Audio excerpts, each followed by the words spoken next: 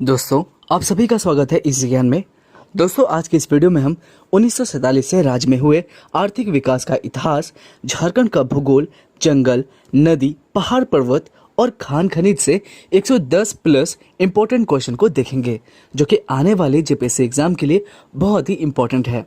दोस्तों, शुरू करने से पहले अगर आपने अभी तक हमारे चैनल को सब्सक्राइब नहीं किया है तो प्लीज़ कर ले दोस्त। तो दोस्तों, आइए शुरू करते हैं। हमारा पहला सवाल है, झारखंड राज्य के आर्थिक प्रोत्साहन के लिए सर्वप्रथम कौन सी बहुउद्देशीय नदी घाटी परियोजना की स्थापना की गई थी?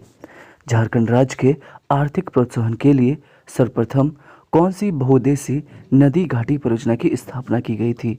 तो दोस्तों, दामोदर घाटी निगम की स्थापना की गई थी या दामोदर बहुउद्देशीय नदी घाटी परियोजना की स्थापना की गई थी। दोस्तों, हमारा अगला सवाल है, निम्नलिखित में से किसने दामोदर घाटी निगम को इसके आर्थिक स्वरूप को देखते हुए इसे आधुनिक भारत का मंदिर, मस्जिद और गुरुद्वारा कहा है? निम्नलिखित में से किस व्यक्ति ने दामोदर घाटी निगम को इसके आर्थिक स्वरूप को देखते हुए इसे आधुनिक भारत का मंदिर, मस्जिद और गुरुद्वारा कहा है? तो दोस्तों, जवाहरलाल नेहरू ने ही इसके आर्थिक स्वरूप को देखते हुए दामोदर घाटी निगम को क्या कहा है? आधुनिक भारत का मंदिर, मस्जिद और गुरुद्वारा कहा है।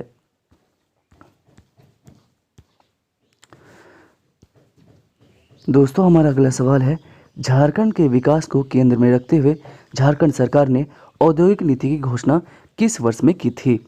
दोस्तों, झारखंड के विकास को केंद्र में रखते हुए झारखंड सरकार ने औद्योगिक नीति की घोषणा किस वर्ष में की थी? तो दोस्तों, इन्होंने 2012 में की थी। अगला सवाल है, राज्य के आर्थिक विकास में महत्वपूर्ण भूमिका निभाने वाली संस्था के रूप में बोकारो इस्पात संयंत्र की स्थापना किस देश के सहयोग से की गई थी? राज्य के आर्थिक विकास में महत्वपूर्ण भूमिका निभाने वाली संस्था के रूप में बोकारो इस्पात संयंत्र की स्थापना किस देश के सहयोग से की गई थी? तो दोस्तों, पूर्व सोवियत संघ के सहयोग से की गई थी। राज्य के आर्थिक विकास में महत्वपूर्ण भूमिका निभाने वाली संस्था के रूप में बोकारो इस्पात संयंत्र की स्थापना पूर्व सोवियत संघ के सहयोग से की गई थी। दोस्तों, अगला सवाल है, आधुनिक उद्योग का मंदिर कहा जाने वाला हैवी इंजीनियरिंग कॉरपोरेशन HEC की स्थापना कब की गई थी? आधुनिक उद्योग का मंदिर कही जाने वाला हैवी इंजीनियरिंग कॉरपोरेशन HEC की स्थापना कब की गई थी दोस्तों? तो सन 1958 में की गई थी। कब की गई थी? सन 1958 में।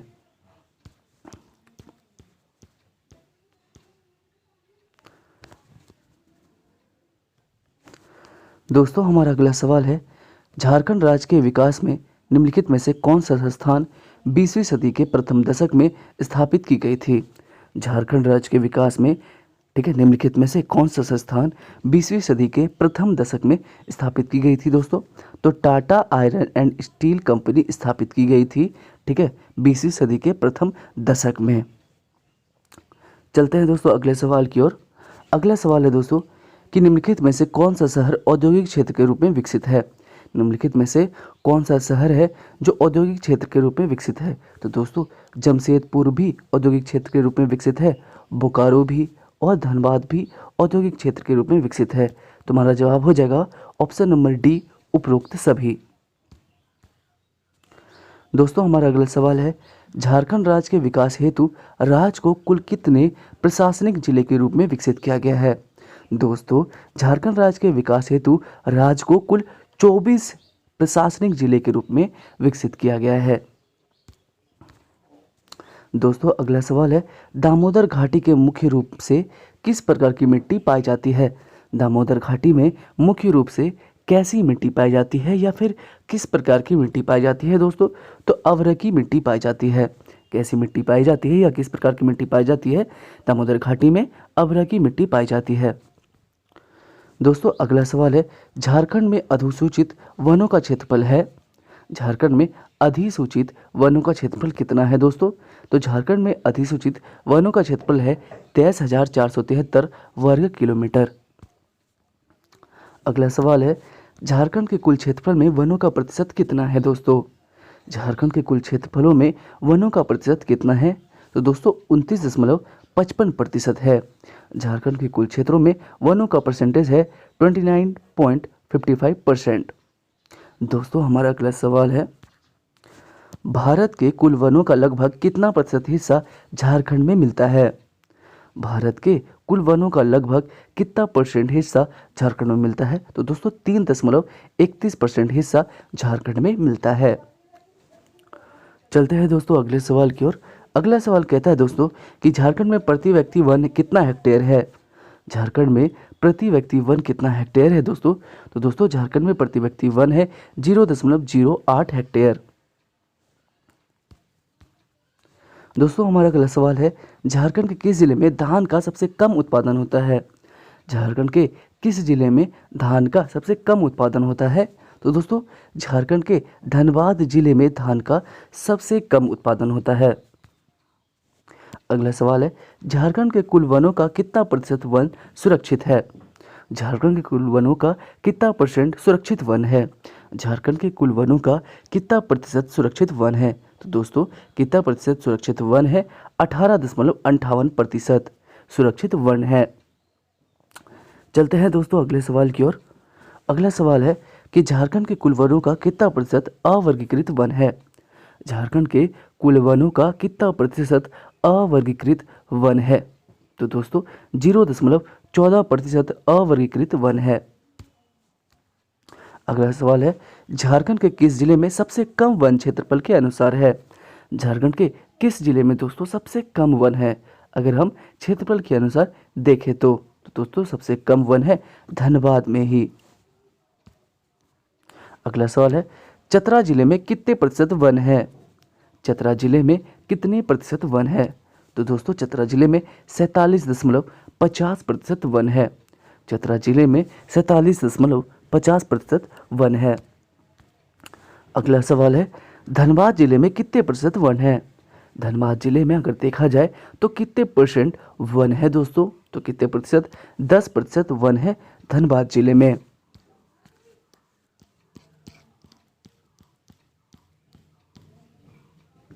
दोस्तों अगला सवाल है, प्रतिशत के आधार पर सर्वाधिक वनाच्छादित जिला कौन सा है? प्रतिशत के आधार पर सर्वाधिक वनाच्छादित जिला कौन सा है दोस्तों? तो कौन सा सर्वाधिक वनाच्छादित जिला है? तो चतरा ही सबसे ज़्यादा वनाच्छादित जिला है। चतरा प्रतिशत के आधार पर सर्वाधिक वनाच्छादित जिला है। दोस्तों हमारा अगला सवाल है कि झारखंड राज्य के वनस्पति प्रदेश में कौन शामिल है? झारखंड राज्य के वनस्पति प्रदेश में कौन शामिल है दोस्तों?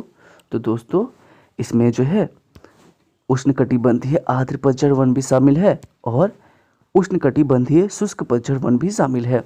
तो दोस्तों दोनों ही शामिल है झारखंड राज्य के वनस्पति प्रदेश में। तो दोस्तों हमारा जवाब क्या हो जाएगा? ऑप्शन नंबर डी, ए एवं बी। दोस्तों हमारा अगला सवाल है कि झारखंड का सबसे प्रमुख वृक्ष कौन सा है? झारखंड का सबसे प्रमुख वृक्ष कौन सा है? दोस्तों हमें पता है कि आप सभी को पता है, साल जो है झारखंड के सबसे प्रमुख वृक्ष हैं।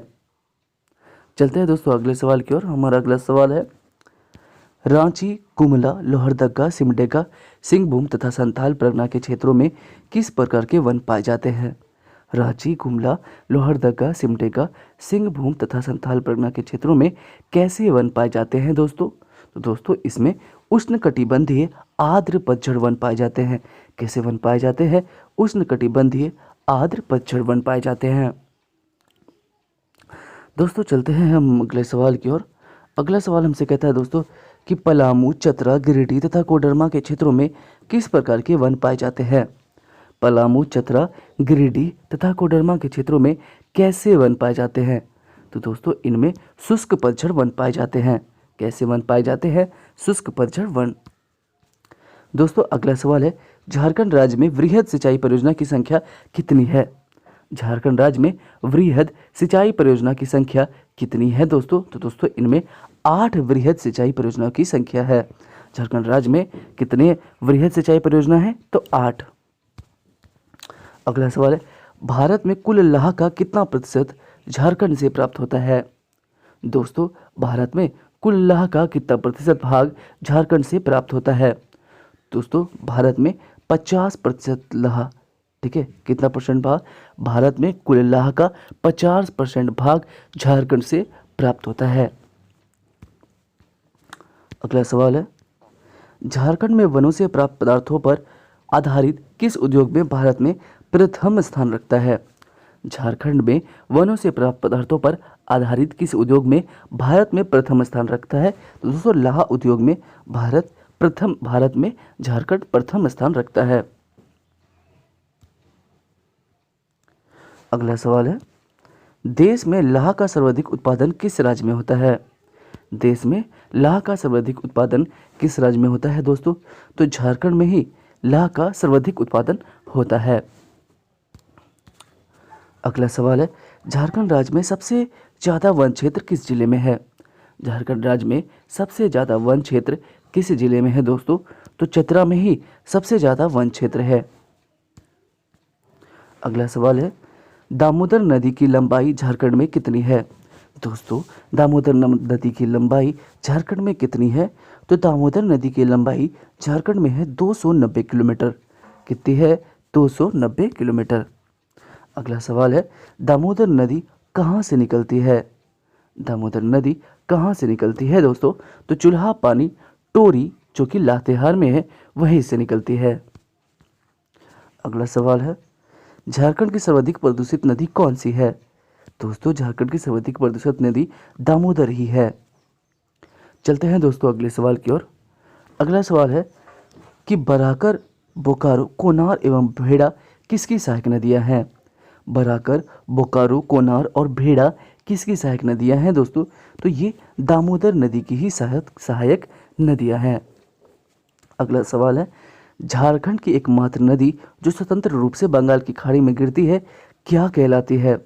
झारखंड की एकमात्र नदी जो स्वतंत्र रूप से बंगाल की खाड़ी में गिरती है वो कौन है? तो दोस्तों वो है स्वर्ण रेखा नदी। स्वर्ण रेखा झारखंड की एकमात्र ऐसी नदी है जो स्वतंत्र रूप से बंगाल की खाड़ी में गिरती है।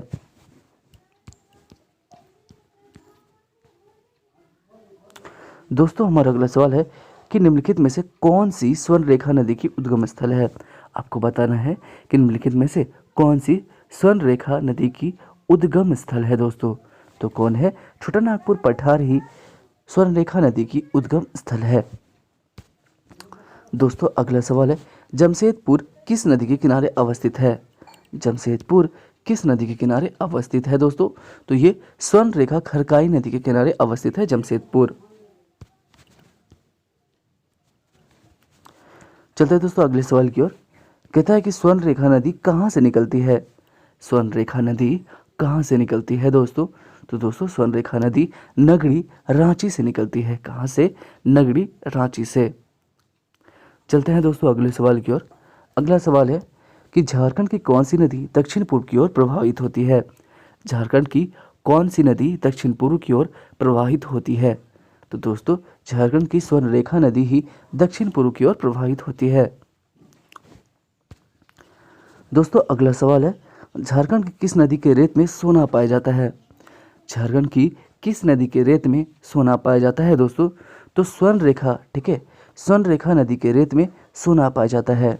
झारखंड की स्वर्ण रेखा ही ऐसी नदी है जिसके रेत में सोना पाया जाता है दोस्तों। अगला सवाल है, जुमार, रारू, कांची, खरकई एवं संजय किसकी सहायक नदियां हैं? जुमार, रारू, कांची, खरकई एवं संजय किसकी सहायक नदियां हैं दोस्तों? दोस्तों ये स्वर्ण रेखा की ही सहायक नदियां हैं। अगला सवाल है, बताना है आपको कि बराकर नदी के संबंध में कौन सा कथन सत्य है? बराकर नदी के संबंध में कौन सा कथन सत्य है दोस्तों? तो दोस्तों कहता है कि यह हजारीबाग से निकलती है। ये कथन भी सत्य है। कहता है यह दामोदर नदी की सहायक नदी है। ये कथन भी सत्य है। कहता है कि इस नदी का उल्लेख बौद्ध और जैन ग्रंथों में मिलता है। तो दोस्तों ये भी कथन हमारा सही है। तो दोस्तों हमारा जवाब क्या हो जाएगा? ऑप्शन नंबर डी, उपरोक्त सभी ही कथन बराकर नदी के बारे में सत्य है। दोस्तों बराकर नदी हजारीबाग से निकलती है, यह दामोदर नदी की सहायक नदी भी है और इस नदी का उल्लेख बौद्ध और जैन ग्रंथों में भी मिलता है। दोस्तों हमारा अगला सवाल है, धनबाद और गिरिडीह किस नदी के तट पर बसा हुआ है? धनबाद और गिरिडीह किस नदी के तट पर बसा हुआ है दोस्तों? तो ये दामोदर नदी के तट पर बसा हुआ है। धनबाद और गिरिडीह दामोदर नदी के तट पर ही बसा हुआ है। दोस्तों हमारा अगला सवाल है, उत्तर कोयल नदी किसकी सहायक नदी है? उत्तर कोयल नदी, एक मिनट, उत्तर कोयल नदी किसकी सहायक नदी है दोस्तों? तो दोस्तों उत्तर कोयल नदी सोन नदी की सहायक नदी है। उत्तर कोयल नदी सोन नदी की ही सहायक नदी है। दोस्तों चलते हैं हम अगले सवाल की ओर। कहता है कि उत्तरी कोयल नदी कहाँ से निकलती है? उत्तरी कोयल नदी कहाँ से निकलती है दोस्तों? तो पिस्कार रांची से ही उत्तरी कोयल नदी निकलती है। अगला सवाल है, औरंगा और अमानत किसकी सहायक नदियाँ हैं? औरंगा एवं अमानत किसकी सहायक नदियाँ हैं दोस्तों? तो उत्तरी कोयल नदी की ही सहायक नदियाँ हैं औरंगा और अमानत। अगला सवाल है, औरंगा नदी किस जिले से निकलती है? औरंगा नदी किस जिले से निकलती है दोस्तों? तो औरंगा नदी रांची जिले से निकलती है। किस जिले से? रांची जिले से ही औरंगा नदी निकलती है। अगला सवाल है, अमानत नदी कहाँ से निकलती है? अमानत नदी कहाँ से निकलती है दोस्तों? तो अमानत नदी हजारीबाग से निकलती है। कहाँ से निकलती है? हजारीबाग से। दोस्तों हमारा अगला सवाल है, दक्षिण कोयल नदी कहाँ से निकलती है? दक्षिण कोयल नदी कहाँ से निकलती है? नगड़ी रांची से। दक्षिण कोयल नदी नगड़ी रांची से निकलती है। अगला सवाल है, दक्षिण कोयल की सबसे बड़ी सहायक नदी कौन सी है? दक्षिण कोयल की सबसे बड़ी सहायक नदी कौन सी है दोस्तों? तो दोस्तों कारो ही दक्षिण कोयल की सबसे बड़ी सहायक नदी है। अगला सवाल है, चिड़ा, लावा, केदार तथा कोक किसकी सहायक नदी है? चिड़ा, लावा, केदार तथा कोक किसकी सहायक नदियां हैं दोस्तों? तो दोस्तों ये संघ नदी की सहायक नदियां हैं। चिर्रा, लावा, केदार और कोक संघ नदी की ही सहायक नदी है। अगला सवाल है, संख एवं दक्षिण कोयल नदी कहाँ एक दूसरे से मिलती है? संख और दक्षिण कोयल नदी कहाँ एक दूसरे से मिलती है दोस्तों? तो दोस्तों ये दोनों उड़ीसा में मिलती है। संख और दक्षिण कोयल नदी उड़ीसा में जाकर एक दूसरे से मिलती है।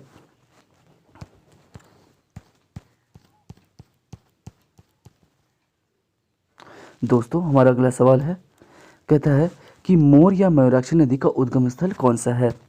मोर या मयूराक्षी नदी का उद्गम स्थल कहाँ है दोस्तों?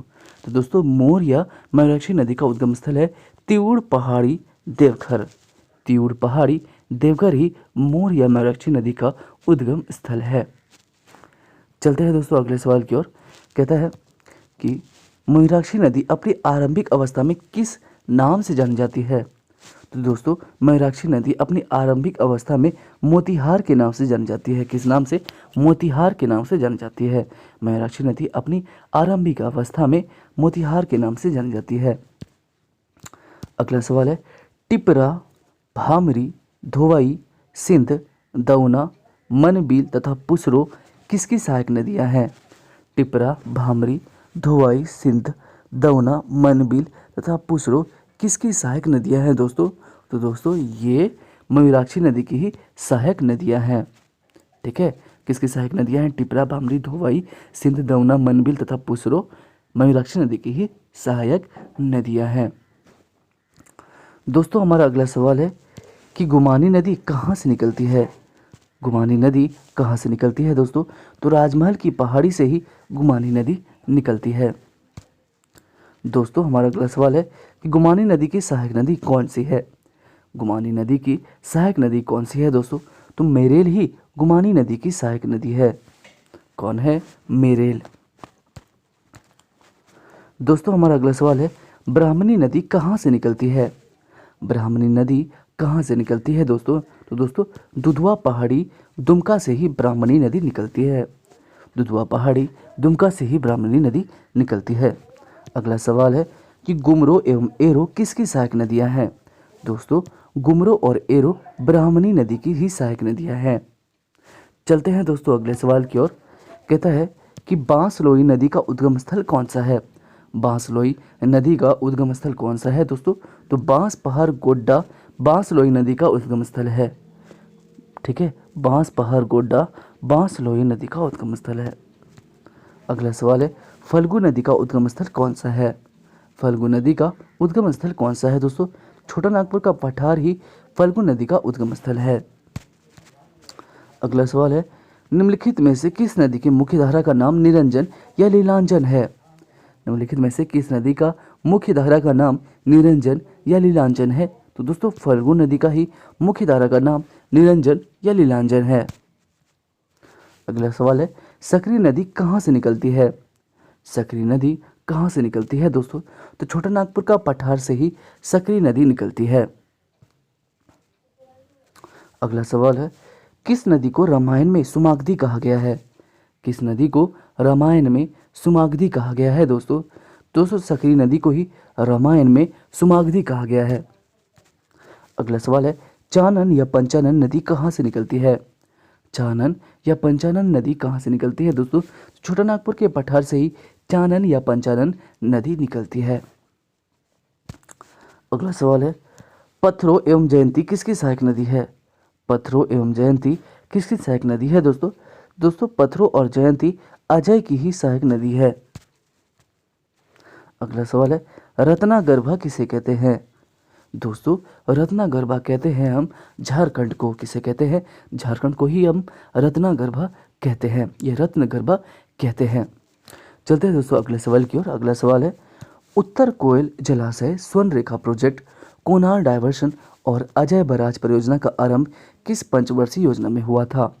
उत्तर कोयल जलाशय स्वर्ण रेखा प्रोजेक्ट, कोनार डायवर्शन और अजय बराज परियोजना का आरंभ किस पंचवर्षीय योजना में हुआ था दोस्तों? तो दोस्तों तृतीय पंचवर्षीय योजना में ही उत्तर कोयल जलाशय स्वर्ण रेखा प्रोजेक्ट, कोनार डायवर्शन और अजय बराज परियोजना का आरंभ हुआ था। दोस्तों हमारा अगला सवाल है कि भारत के रूढ़ प्रदेश किस राज्य को कहा जाता है? तो दोस्तों भारत का रूढ़ प्रदेश झारखंड को ही कहा जाता है। किसे कहा जाता है? भारत का रूढ़ प्रदेश झारखंड राज्य को।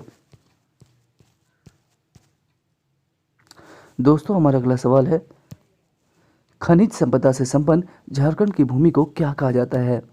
दोस्तों खनिज संपदा से संपन्न झारखंड की भूमि को रत्नगर्भा भूमि कहते हैं। क्या कहते हैं? रत्नगर्भा भूमि।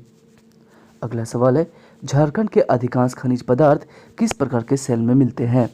दोस्तों झारखंड के अधिकांश खनिज पदार्थ अक्रियन सेल में मिलते हैं। किस प्रकार के सेल में मिलते हैं? अक्रियन सेल में ही झारखंड के अधिकांश खनिज पदार्थ मिलते हैं। अगला सवाल है, मूल्य की दृष्टि से भारत के कुल खनिज उत्पादन का कितना प्रतिशत झारखंड द्वारा उत्पादित होता है? मूल्य की दृष्टि से भारत की कुल खनिज उत्पादन का कितना परसेंट झारखंड द्वारा उत्पादित होता है दोस्तों? तो कितना परसेंट उत्पादित होता है? 26% उत्पादित होता है। ठीक है, मूल्य की दृष्टि से भारत के कुल खनिज उत्पादन का 26% झारखंड द्वारा उत्पादित होता है। अगला सवाल है, झारखंड राज्य का सर्वाधिक कोयला उत्पादक क्षेत्र कौन सा है? दोस्तों झारखंड राज्य का सर्वाधिक कोयला उत्पादक क्षेत्र कौन सा है दोस्तों? तो दोस्तों सर्वाधिक कोयला उत्पादक क्षेत्र है दामोदर घाटी कोयला क्षेत्र। कौन सा है? दामोदर घाटी कोयला क्षेत्र। अगला सवाल है दोस्तों कि झारखंड राज्य में सर्वप्रथम कोयला खनन कहाँ से हुआ था? तो दोस्तों झारखंड राज्य में सबसे पहले कोयला खनन हुआ था झरिया में। कहाँ पे हुआ था? झरिया में। दोस्तों हमारा अगला सवाल है, उत्पादन की दृष्टि से झारखंड में सबसे बड़ी कोयला खान कौन है? तो दोस्तों उत्पादन की दृष्टि से झारखंड में सबसे बड़ी कोयला खान है झरिया कोयला खान। कौन सी है? झरिया कोयला खान ही उत्पादन की दृष्टि से झारखंड में सबसे बड़ी कोयला खान है।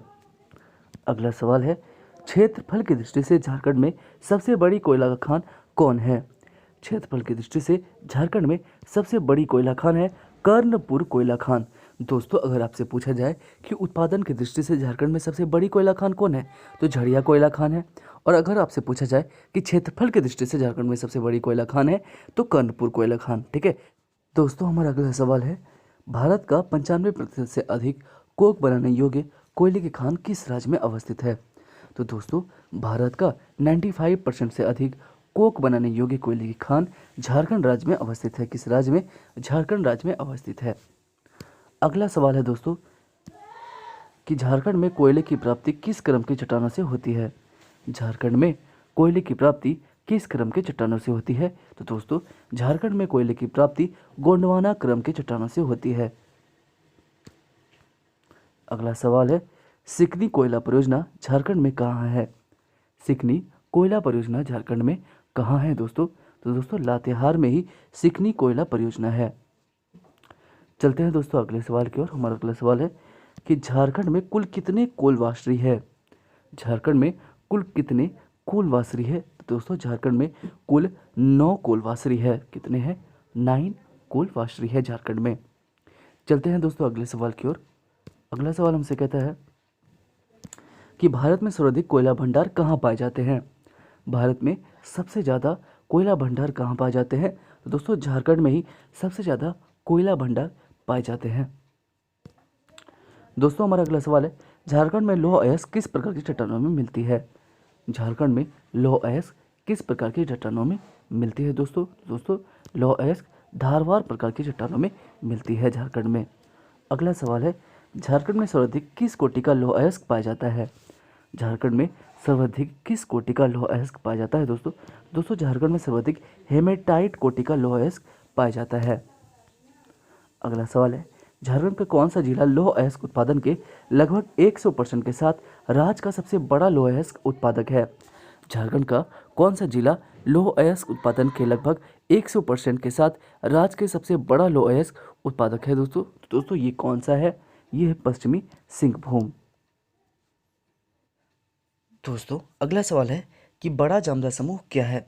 तो दोस्तों बड़ा जामदा समूह एक लौह अयस्क क्षेत्र है। बड़ा जामदा समूह क्या है? लौह अयस्क क्षेत्र है। दोस्तों चलते हैं हम अगले सवाल की ओर। अगला सवाल हमसे कहता है दोस्तों कि झारखंड का कौन सा खान एशिया की सबसे बड़ी लोहे की खान है। झारखंड का कौन सा खान एशिया के सबसे बड़े लोहे की खान है। तो दोस्तों नोवा मंडी ही झारखंड का खान जो है, ये नोवा मंडी ही है जो एशिया के सबसे बड़े लोहे की खान है। चलते हैं दोस्तों अगले सवाल की ओर। अगला सवाल है, लौह अयस्क के उत्पादन की दृष्टि से झारखंड का भारत में कौन सा स्थान है। लौह अयस्क के उत्पादन की दृष्टि से झारखंड का भारत में कौन सा स्थान है। दोस्तों तो झारखंड का भारत में तृतीय स्थान है। अगला सवाल है, कोल्हान श्रेणी में किस अयस्क की प्रधानता है। कोल्हान श्रेणी में किस अयस्क की प्रधानता है। दोस्तों कोल्हान श्रेणी में हेमेटाइट अयस्क की प्रधानता है।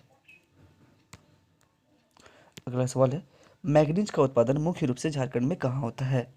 मैग्नीज का उत्पादन मुख्य रूप से झारखंड में कहाँ होता है। तो दोस्तों मैग्नीज का उत्पादन मुख्य रूप से झारखंड में पश्चिमी सिंहभूम में होता है।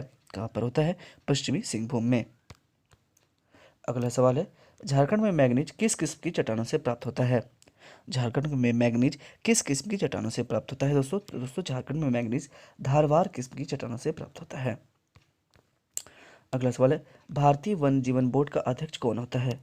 दोस्तों भारतीय वन जीवन बोर्ड का अध्यक्ष होता है प्रधानमंत्री। कौन होता है? प्रधानमंत्री। अगला सवाल है, तांबा के उत्पादन तथा भंडारण के दृष्टिकोण से भारत का अग्रणी राज्य कौन सा है।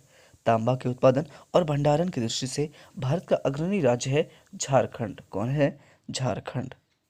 अगला सवाल है दोस्तों कि झारखंड में तांबा उत्पादन किस क्रम के सेल समूह में होता है। झारखंड में तांबा उत्पादन किस क्रम के सेल समूहों में होता है। तो दोस्तों हुड़प्पा क्रम के सेल समूह में होता है। चलते हैं दोस्तों अगले सवाल की ओर। अगला सवाल हमसे कहता है कि झारखंड में तांबा उत्पादन का मुख्य जिला कौन सा है। झारखंड में तांबा उत्पादन का मुख्य जिला कौन सा है। तो दोस्तों झारखंड में पूर्वी सिंहभूम तांबा उत्पादन का मुख्य जिला है। अगला सवाल है, बॉक्साइट वस्तुतः एल्युमिनियम युक्त चट्टान है। इसका मुख्य स्रोत लावा से निर्मित चट्टानें हैं। झारखंड के 2 जिलों में बॉक्साइट सर्वाधिक पाया जाता है। यह जिले कौन से हैं। तो दोस्तों यह जिले हैं गुमला और लोहरदगा। चलते हैं अगले सवाल की ओर। अगला सवाल कहता है कि बॉक्साइट उत्पादन की दृष्टि से झारखंड का भारत में कौन सा स्थान है। बॉक्साइट उत्पादन की दृष्टि से झारखंड का भारत में कौन सा स्थान है। तो तृतीय स्थान है। अगला सवाल है, झारखंड में बॉक्साइट गलाने का सबसे बड़ा संयंत्र कहाँ स्थापित है। झारखंड में बॉक्साइट गलाने का सबसे बड़ा संयंत्र कहाँ पर स्थापित है। तो दोस्तों कहाँ पर स्थापित है? मूरी में। झारखंड में बॉक्साइट गलाने का सबसे बड़ा संयंत्र है मूरी में। चलते हैं दोस्तों अगले सवाल की ओर। अगला सवाल है, झारखंड न केवल भारत बल्कि संपूर्ण विश्व का सर्वाधिक खनिज उत्पादक राज्य रहा है। वह खनिज है। झारखंड न केवल भारत बल्कि संपूर्ण विश्व का सर्वाधिक खनिज उत्पादक राज्य रहा है। वह खनिज कौन सा है। तो दोस्तों वह खनिज है अभ्रक।